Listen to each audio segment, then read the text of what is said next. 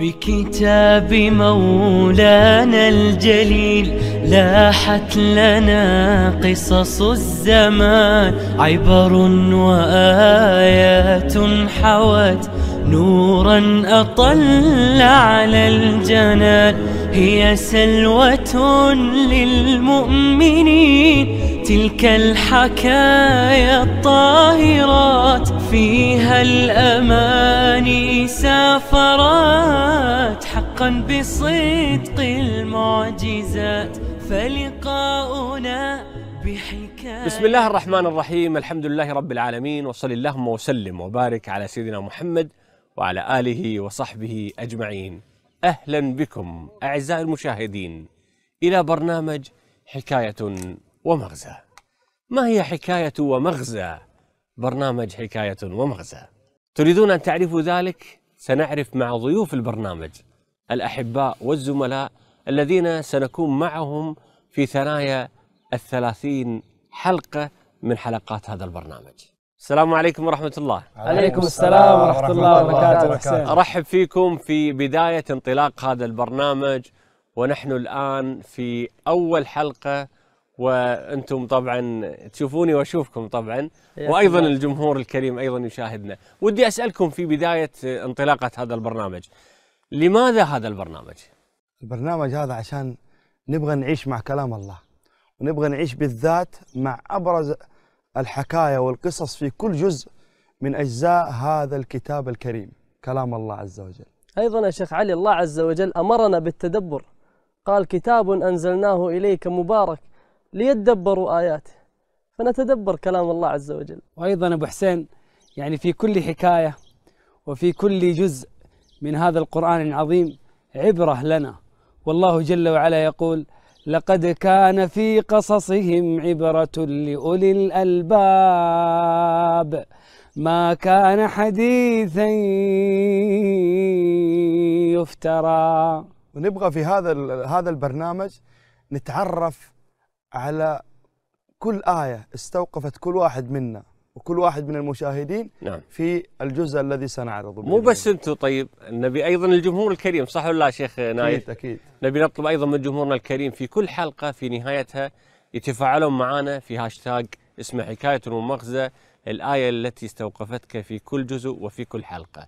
لكن إذا أفهم من كلامكم وأيضا انطلاقتنا الأولى بأننا نريد في كل يوم أن نقف على قصة ومغزى لكل ما حكاه القرآن في كل جزء وفي كل يوم من أيام شهر رمضان المبارك إن شاء الله تعالى.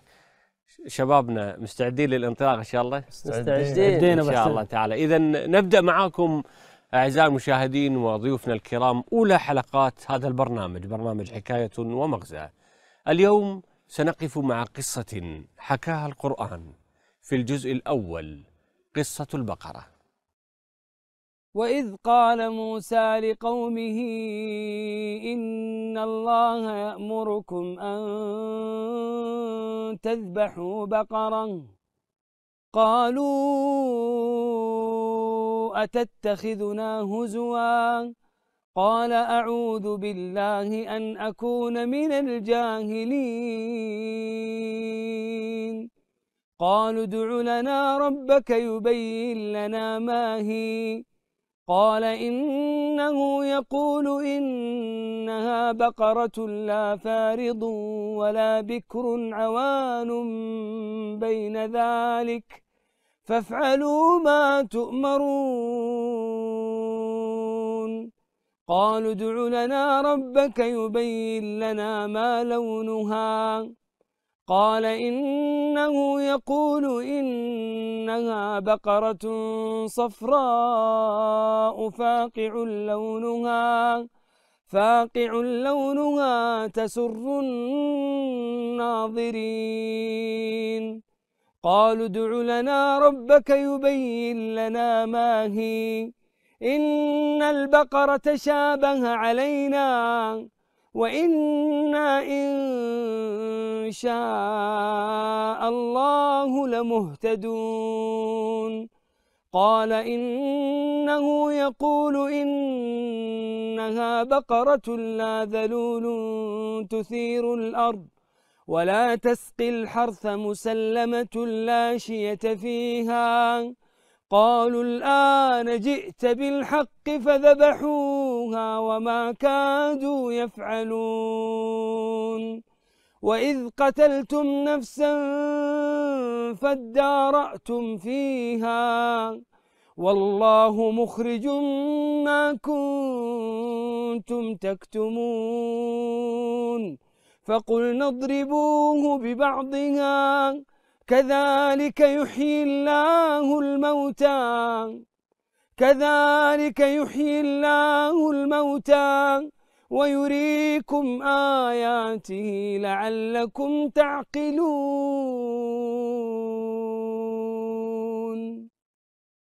قتل قتيل من بني إسرائيل، فاحتار بنو إسرائيل في من قتل هذا الرجل، بحثوا سألوا حققوا فلم يجدوا نتيجة، فقال بعضهم لبعض اذهبوا إلى نبي الله موسى عليه السلام واسألوه أن يسأل لكم الله سبحانه وتعالى عمن قتل هذا الرجل. فعل موسى عليه السلام ما طلبوا منه وما سألوه، فدعا الله سبحانه وتعالى وكلم الله جل في علاه، فأوحى الله سبحانه وتعالى إلى موسى أن يأمرهم بأن يذبحوا بقرة، فقالوا أتتخذنا هزوا؟ قال أعوذ بالله أن أكون من الجاهلين. فبدأ بنو إسرائيل يسألون موسى عن هذه البقرة، عن أوصافها، عن لونها، ثم عادوا يسألون عن أوصافها مرة أخرى حتى وجدوا البقرة التي أمرهم نبي الله موسى أن يذبحوها، فذبحوها. فأخذ موسى عليه السلام شيئا منها فضرب هذا المقتول فأحياه الله سبحانه وتعالى، وسألوه من الذي قتلك؟ فقال فلان، ثم عاد ومات مرة أخرى.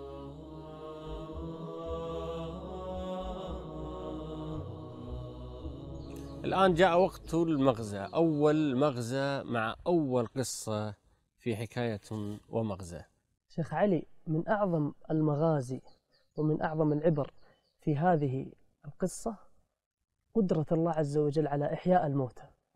تخيل الإنسان يتكلم ويرى ويسمع ويأخذ ويعطي ويمشي، فجأة مات، خرجت روحه. من يقدر غير الله عز وجل أن يعيده؟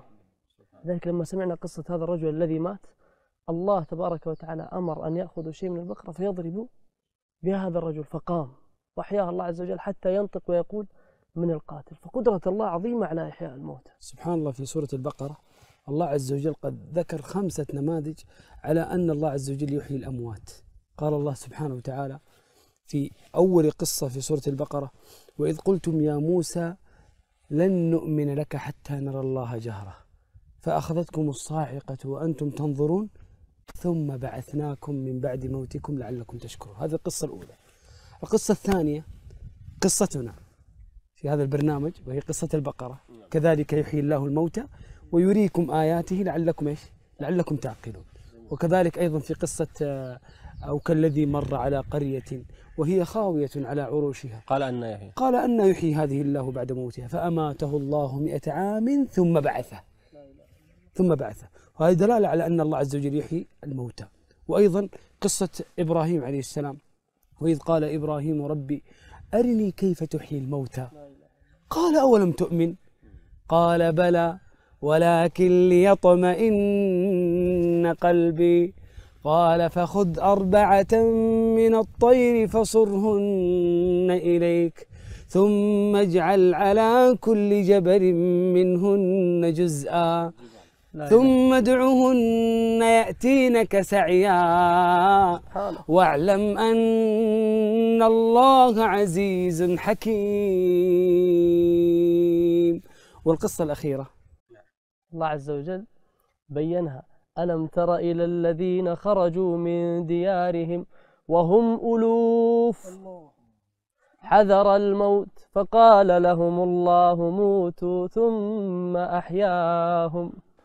طب إيش المغزى؟ 5 مواقف، 5 مواقف في سورة واحدة على قدرة الله عز وجل على إحياء الموتى. هذه تدل على دلالة عظيمة أن الله عز وجل يريد أن يحيي في قلوبنا الإيمان بالغيب. الله أكبر. الذي جعله الله عز وجل في بداية السورة أول صفة من صفات عباد الله المتقين، ذلك الكتاب لا ريب فيه هدى للمتقين. إيش صفاتهم؟ أول صفة الله الذين يؤمنون بالغيب. مثل هذه القصص تحيي في قلبي وفي قلب كل مسلم ومسلمة في قلب كل إنسان يتدبر ويعي الإيمان بالغيب. بعدين أن تلاحظون هناك جنة وهناك- اسم الصورة يعني حتى الصور إجمالا في القرآن الكريم سورة البقرة، يعني هناك أحداث كثيرة نعم في سورة البقرة. نعم البقرة أنتم تعرفين جزئين ونص تقريبا، 276 ولا 86 86 آية، وهي أطول سورة في القرآن. لكن سبحان الله، وهي يعني الأبرز في هذه السورة سورة البقرة، فسميت بسورة البقرة. حدث كذا جميل وذكرها الله عز وجل وسميت هذه السورة باسم البقرة. طيب لحدث الآن البقرة. هناك تلاحظ أنهم كانوا يسألون سيدنا موسى يعني كثيرا، يسألونه أسئلة كثيرة، نوعها، شكل البقرة، كذا كذا. هل هذا يعتبر مغزى؟ يعني نعم. نستفيد شلون ناخذ المقصد من هذا الحدث في حياتنا وواقعنا؟ أولا أنا أجيبك بحديث النبي صلى الله عليه وسلم. النبي صلى الله عليه وسلم يقول: إذا نهيتكم عن شيء فانتهوه فاجتنبوه، وإذا أمرتكم بأمر فأتوا منه ما استطعتم، إنما أهلك من كان قبلكم، ألا هم هؤلاء، إنما أهلك من كان قبلكم كثرة مسائلهم واختلافهم على أنبيائهم. والله عز وجل يقول في سورة المائدة: يا أيها الذين آمنوا لا تسألوا عن أشياء أنت تبدأ لكم تسأل. إن تبد لكم تسؤكم وإن تسألوا عنها حين ينزل القرآن تبد لكم عفى الله عنها. هم لو ذبحوا اي بقره في البيت ان الله يامركم ان تذبحوا بقره، يا سلام. اي بقره، بقرة. اخذوا اي بقره ذبحوها انتهى الموضوع. لكن لما شدوا على انفسهم شد الله عليهم شلون شدوا على أنفسهم؟ بكثره الاسئله. إيه. صفها لنا، ايش لونها؟ لا عيد، اعطينا اوصافها تشابه على لا ذلول البقر. تثير الأرض. حتى جاتهم صفات يعني ومميزات كثيره جدا في هذه البقره، تعبوا لين ما حصلوها. وبسبب ايه؟ بسبب انهم شقوا على انفسهم، سبحان الله. شدوا على من انفسهم. المغازي أيضا سوء الأدب مع الأنبياء. يعني قالوا أتتخذنا هزوا. شوف كيف يعني النبي يستهزئ. يعني احنا الآن نستفيد أن يجب أن نتأدب مع كل الأنبياء، ويجب أن حتى في سياقنا وفي كلامنا الآن حتى مع التغريدات والشغل في بعض الناس وأيضا للأسف يعني يقل أدبه. أيضا من سوء الأدب قالوا ادع لنا ربك. يعني قالوا ادعوا لنا الله، ما قالوا ادع لنا ربنا، قالوا ادع لنا ربك يا موسى. وهذا سوء أدب مع الله عز هذا وجل. سوء أدبهم. لكن شوف رده. انظر إلى ولله المثل الأعلى. نفس الحين لما واحد من أشقائك ولا أخوانك يقول وين أبوك؟ شوف الله. يعني هذا مو متأدب مع أبوه، وما يقول وين أبوي؟ أبوي. وين حبيبي؟ لله المثل الأعلى. لكن هذا أدبهم، وهذا سوء أدبهم مع نبي الله موسى. لكن كيف كانت أخلاق موسى ورد عليه؟ قال أعوذ بالله أن أكون من الجاهلين. ادفع بالتي هي أحسن. ما قال أنا نبي وش الكلام هذا وكيف تقولون عني؟ أعوذ بالله أن أكون من يعني الجاهلين. هذه رسالة لكل المصلحين في الأرض، أن إذا يعني خاطبهم الجاهلون. وفي موقف أيضا للنبي صلى الله عليه وسلم مع أحد كفار قريش لما قال له إذا فيك مرض جبنا لك أطباء، وإذا كنت تبغى فلوس أعطيناك فلوس، وإذا تبغى النساء زوجناك أجمل النساء، وإذا تبغى الملك ملكناك. وهو قاعد يسيء الأدب مع النبي صلى الله عليه وسلم في الحوار، والرسول صلى الله عليه وسلم ينصت يا ويسمع. الله. فلما انتهى النبي صلى الله عليه وسلم ما عاملوا بمثل ما عامل هذا الرجل النبي صلى الله عليه وسلم. قال له أفرغت يا أبا الوليد؟ ويكنيه. بكل أدب. انتهيت من موضوعك يا أبا الوليد؟ رد عليه بكل أدب بكل هدوء.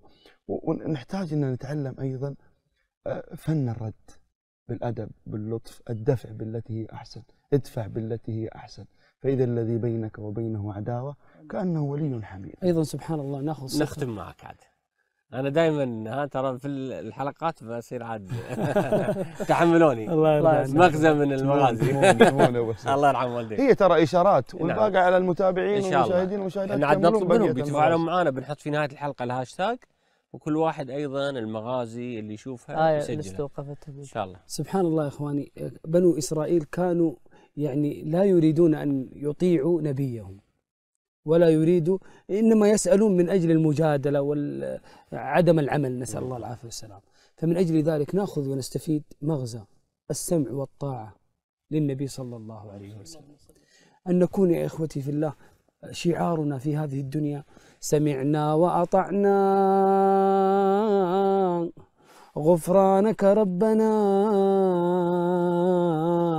وإليك المصير. هذه الآية هي ختام سورة البقرة، ونحن نتكلم عن مغزى قصة البقرة، ونختم هذه الفقرة من سورة البقرة. ما هي الآية أو الآيات التي استوقفتك في هذا الجزء؟ استوقفني في هذا الجزء الآيات الأول من سورة البقرة، وهي قول الله: ألف لام ميم ذلك الكتاب لا ريب فيه هدى للمتقين. آية استوقفتني في هذا الجزء العظيم قول الملائكة عندما قالوا لله: قالوا سبحانك لا علم لنا إلا ما علمتنا إنك أنت العليم الحكيم. وكان من دعاء النبي صلى الله عليه وسلم أن يقول: اللهم يا معلم آدم علمنا ويا مفهم سليمان فهمنا. آية استوقفتني في هذا الجزء الأول يقول الله عز وجل: واتقوا يوما لا تجزي نفس عن نفس شيئا ولا يقبل منها شفاعة ولا يؤخذ منها عدل ولا هم ينصرون. هذه هي الآيات التي استوقفتهم. يا من تشاهدنا الآن، ما هي الآيات التي استوقفتك في هذا الجزء؟ شاركنا الآن عبر هاشتاج حكاية ومغزى. بهذا أعزائي المشاهدين نصل وإياكم إلى ختام الحلقة الأولى من برنامج حكاية ومغزى، على أمل اللقاء بكم في حلقة مقبلة بإذن الله تعالى، والسلام عليكم ورحمة الله وبركاته. بكتاب مولانا الجليل لاحت لنا قصص الزمان، عبر وآيات حوت نورا أطل على الجنان، هي سلوة للمؤمنين تلك الحكايا